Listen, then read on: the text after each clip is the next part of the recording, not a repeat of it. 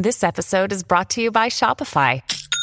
Forget the frustration of picking commerce platforms when you switch your business to Shopify, the global commerce platform that supercharges your selling wherever you sell. With Shopify, you'll harness the same intuitive features, trusted apps, and powerful analytics used by the world's leading brands. Sign up today for your $1 per month trial period at shopify.com/tech, all lowercase. That's shopify.com/tech.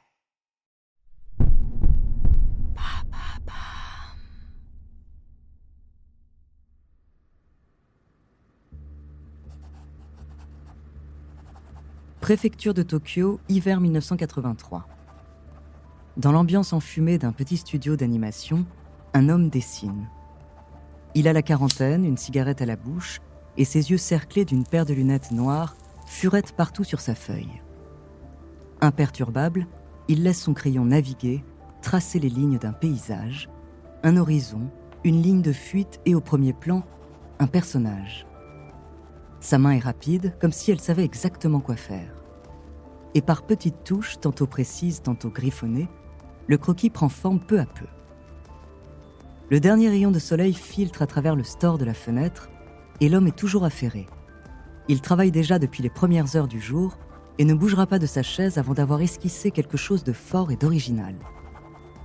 La passion le guide, l'exigence aussi. Mais à mesure qu'il avance dans son dessin, que les formes et les contours se figent sur le papier, il sent que quelque chose ne prend pas. Le mouvement est basique, l'expression artificielle, tout semble immobile, terne, sans vie ni personnalité. Il écrase sa cigarette, regarde sa montre, et d'un mouvement brusque froisse la feuille entre ses mains, la jette à la poubelle et en sort une nouvelle. Encore, recommence. Tu vas passer la nuit ici, mon vieux, mais tu vas finir par trouver. Il s'encourage mentalement tout en sachant qu'il n'en a pas besoin. Sa main est déjà en train de courir sur la feuille. Un horizon, une ligne de fuite, un personnage. À la lumière tamisée d'une petite lampe de bureau, il fait ce qu'il sait faire de mieux. Et après plusieurs heures de labeur, il lâche enfin son crayon. Devant lui, colorée à la hâte, une jeune fille prend son envol sur un planeur futuriste. Elle a le regard ferme et honnête, un sourire bienveillant sur les lèvres. Ses cheveux rouges et sa tenue d'aviatrice bleu ciel flottent au vent, comme animés par un esprit de liberté. Derrière elle s'étend une grande vallée aux allures post-apocalyptiques et une forêt dense et mystérieuse où la magie semble régner. L'esquisse est spontanée, vibrante, magnifique. L'homme est satisfait. Son visage s'illumine brièvement avant de reprendre son air sévère habituel. Cette fois, il sait que son dessin fonctionne. Ce qu'il ignore encore, en revanche, c'est que le film d'animation qui en découlera, Nausicaa de la vallée du vent, connaîtra un succès retentissant dans les mois à venir. Et encore, ce n'est que le premier d'une longue série qui marquera à jamais le monde de son imaginaire débordant.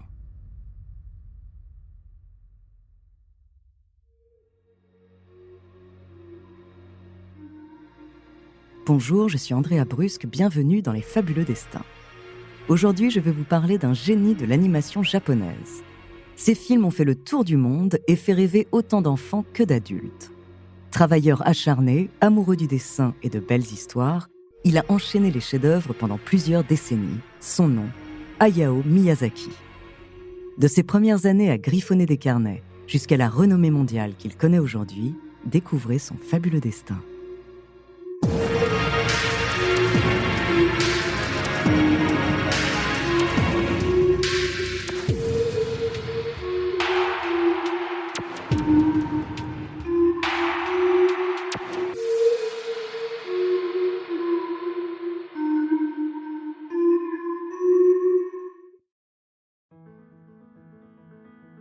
Hayao Miyazaki naît en 1941 à Tokyo dans une famille relativement aisée.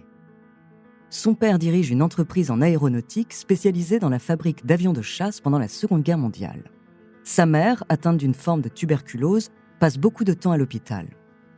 Ses deux parents inspireront certains de ses futurs personnages, notamment Jiro, protagoniste du film Le vent se lève, et sa compagne Naoko, souffrant de la maladie, ainsi que la mère de Mei et Satsuki dans Mon voisin Totoro. Durant sa petite enfance, le jeune Miyazaki assiste au bombardement de sa ville, Utsunomiya, en juillet 1945. Sa famille est évacuée, saine et sauve, mais ce souvenir laisse une impression durable dans sa mémoire. La guerre, les bombes, les explosions destructrices marquent son imaginaire et celui de beaucoup d'autres Japonais de son époque. Dès son entrée au collège, le jeune Hayao rêve de devenir dessinateur de manga. Soji Yamakawa ou encore le célèbre Osamu Tezuka sont des modèles qu'il cherche d'abord à imiter. Mais son style est encore hésitant. Et puis, faute de savoir faire les corps et les visages, il passe son temps à dessiner des chars et des avions de chasse. Après quelques années de pratique, son coup de crayon se précise et ses sujets se diversifient. Mais ce n'est encore qu'un hobby. Seulement en 1958, le premier long métrage d'animation en couleur sort au Japon, Le Serpent Blanc, produit par le studio Toei. Miyazaki a alors 17 ans, et pour lui, c'est une véritable révélation. À de nombreuses reprises, il retourne voir le film au cinéma, et à chaque fois, il lui fait le même effet. Une émotion profonde, pure et sincère. Désormais, c'est décidé, il fera tout pour devenir lui aussi dessinateur d'animation, et qui sait, peut-être un jour faire un film aussi beau que Le Serpent Blanc. Durant ses années d'études en économie politique, le jeune Hayao consacre donc tout son temps libre à griffonner des pages et des pages. Il remplit des carnets entiers de croquis, d'esquisses et de débuts de scénarios. Et à 22 ans, il réussit à se faire embaucher chez Toei, le studio d'animation qui l'avait fait rêver 5 ans plus tôt. C'est le début d'une carrière époustouflante où il aura l'occasion d'exprimer tout son génie à travers 11 films, aujourd'hui devenus cultes.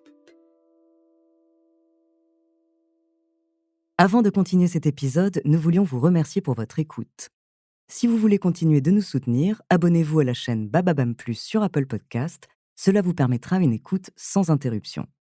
Ou bien écoutez ce message de notre partenaire, sans qui ce podcast ne pourrait exister. On se retrouve tout de suite après.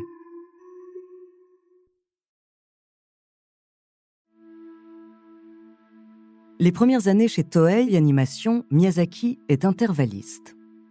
Un collègue plus expérimenté dessine les images clés et lui se charge d'assurer la fluidité des mouvements en dessinant les images manquantes. Le salaire n'est pas mirobolant, mais il travaille avec passion et acharnement. Son talent est vite remarqué par la direction et il est promu animateur en chef et concepteur artistique sur certains longs métrages du studio. Il y rencontre notamment le réalisateur et producteur Isao Takahata, qui restera l'un de ses associés principaux pendant les décennies suivantes. Après Toei, Miyazaki passe par plusieurs studios d'animation dont Telecom Animation Film. Il approche bientôt de la quarantaine et pour la première fois, on lui confie la réalisation d'un long métrage, Le Château de Cagliostro, qui sort en 1979.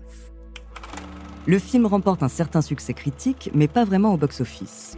Le public japonais apprécie, mais ce style particulier d'animation s'exporte encore mal à l'international, bercé par les Disney américains. En parallèle, Miyazaki continue de dessiner des mangas. Certains ouvrages sont même publiés, notamment les premiers tomes d'une série qu'il affectionne tout particulièrement, Nausicaa de la Vallée du Vent. Et au printemps 1983, il décide de l'adapter en film d'animation avec le petit studio Topcraft. Son producteur a l'idée de faire appel à un musicien expérimental et minimaliste d'une trentaine d'années pour composer la bande originale, un certain Joe Hisaishi qui par la suite fera toutes les musiques des films de Miyazaki. À sa sortie en 1984, le film est un triomphe. L'animation est magnifique, le protagoniste extrêmement charismatique. Dans mes films, je représente mon idéal d'être humain, celui que j'aurais voulu devenir, celui que j'aurais voulu rencontrer, celui que j'aurais voulu voir sur la Terre. Pacifisme, féminisme, écologie, tous les thèmes de l'œuvre de Miyazaki sont déjà présents dans ces 2 heures de pure magie. À la suite de ce succès, Miyazaki cofonde le légendaire studio Ghibli. Même si la structure change, l'équipe qui a travaillé sur Nausicaa, elle, reste la même. Et 1 an plus tard, un chef-d'œuvre voit le jour, Le Château dans le ciel. Inspiré de l'architecture galloise et grecque, les décors sont grandioses. La mystérieuse Lapiuta, cité perdue dans les nuages, et les pirates du ciel qui cherchent à la conquérir font vibrer des milliers de spectateurs. Et Miyazaki vient à peine de commencer à montrer son génie. En 1988, c'est Mon voisin Totoro qui sort dans les salles, suivi l'année d'après de Kiki la petite sorcière et 3 ans plus tard de Porco Rosso. Désormais, chaque nouveau film de Miyazaki attire les foules et connaît un immense succès, aussi bien critique que commercial. Mais c'est en 1997 que le studio Ghibli perce vraiment à l'international, et notamment aux États-Unis, avec la sortie de Princesse Mononoke. Dans un Japon médiéval imaginaire, on y suit Ashitaka, un jeune prince frappé d'une malédiction qui tente de mettre fin à la guerre entre les hommes et les forces de la nature. Le film est d'une rare beauté et livre une réflexion profonde sur la poésie et la violence du monde qui nous entoure. Ce film contribue largement à faire de Miyazaki le maître de l'animation japonaise.